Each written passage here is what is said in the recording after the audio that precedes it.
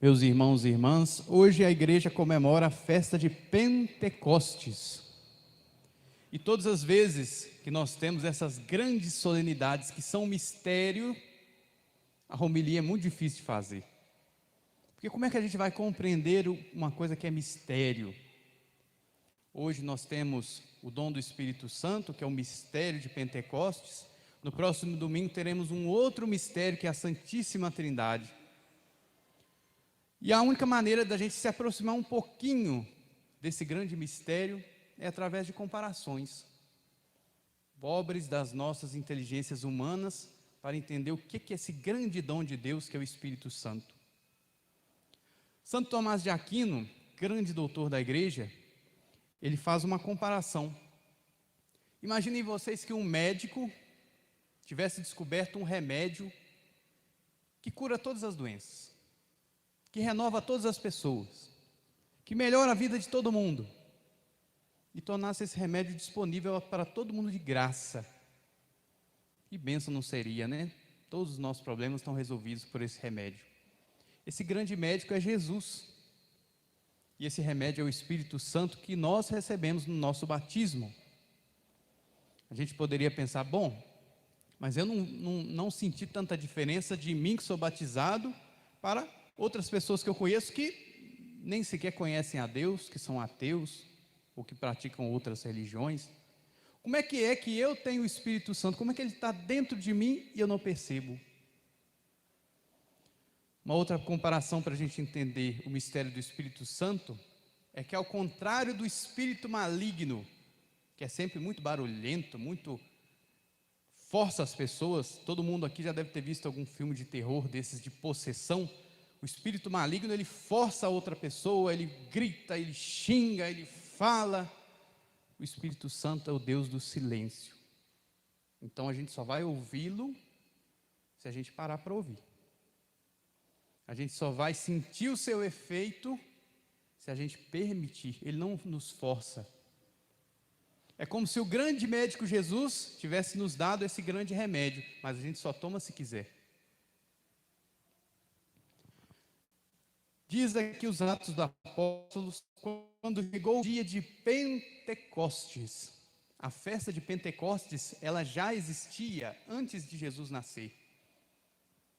Havia a grande festa da Páscoa, em que os judeus comemoravam que foram libertados do Egito. Então era a festa da liberdade. 7 semanas depois, ou seja, uma semana de semanas, né? 7 vezes 7, 49 dias depois, se inaugurava o início da festa do 50º dia. 50º, em grego, Pentecostes.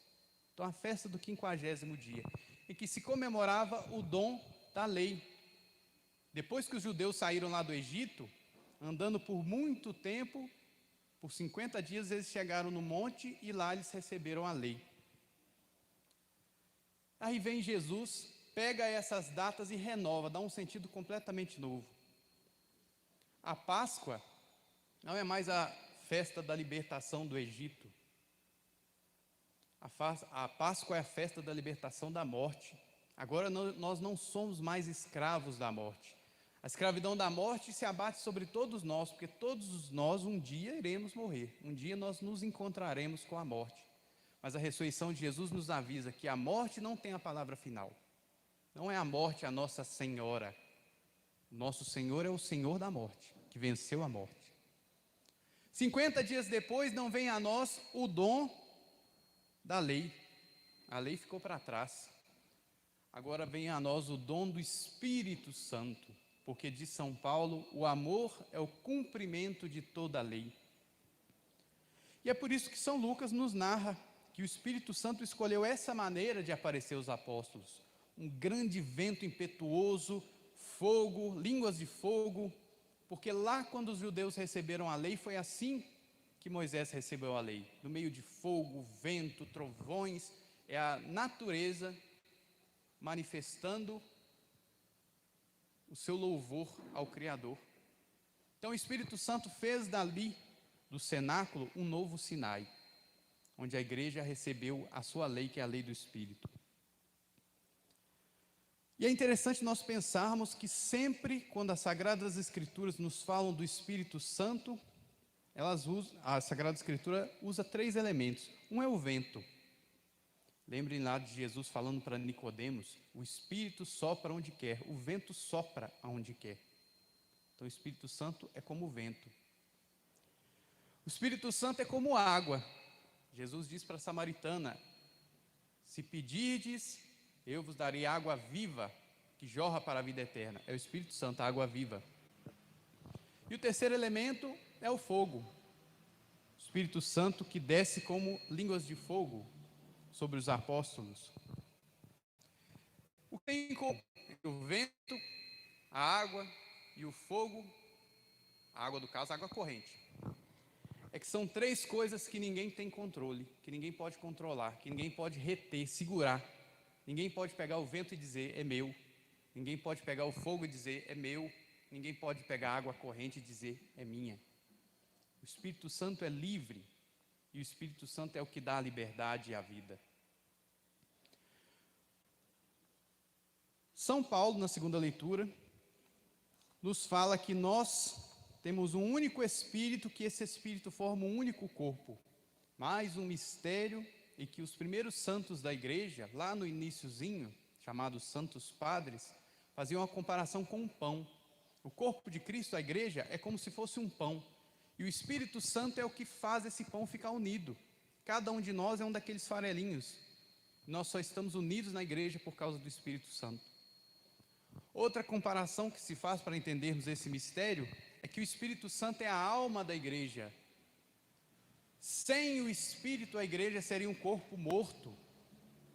Nós só temos boas intenções, boas iniciativas, santidade na igreja, vocações, porque o Espírito Santo torna a igreja viva, anima a igreja por dentro.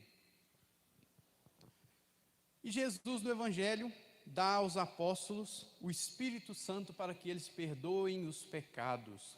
Aqui Jesus instituiu o sacramento da confissão. Recebei o Espírito Santo, a quem perdoardes os pecados, eles lhes serão perdoados. A quem não os perdoardes, eles lhes serão retidos. E aí me vem à mente aquela frase de todo mundo que não gosta de confessar. Ah, mas eu confesso com Deus. Mas Deus disse para os apóstolos perdoarem os pecados. Ou então aquela outra frase. Ah, mas o padre também é um pecador igual eu. Claro, eu também confesso. Os outros padres também confessam. A gente também tem que pedir perdão a Deus por intermédio de um outro sacerdote. Os apóstolos também eram pecadores. Jesus soprou sobre aqueles, dos 11 que estavam ali, um negou ele 3 vezes e 9 fugiram na hora da cruz.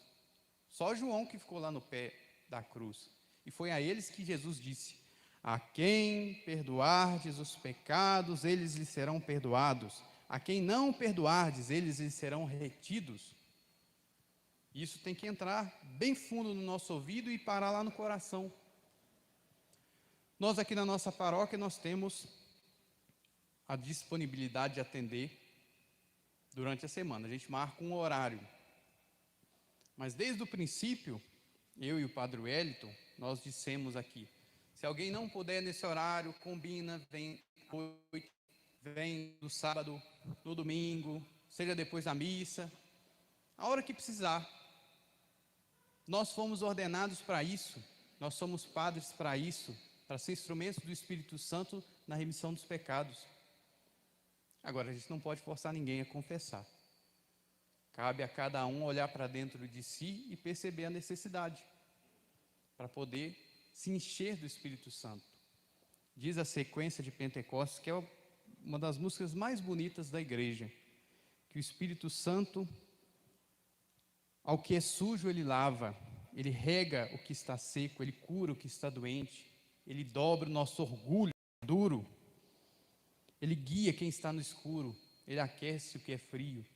Meus irmãos e irmãs, se Jesus Cristo nos deu esse grande dom, não vamos desperdiçar essa oportunidade de estar sempre junto do Espírito Santo. Louvado seja nosso Senhor Jesus Cristo.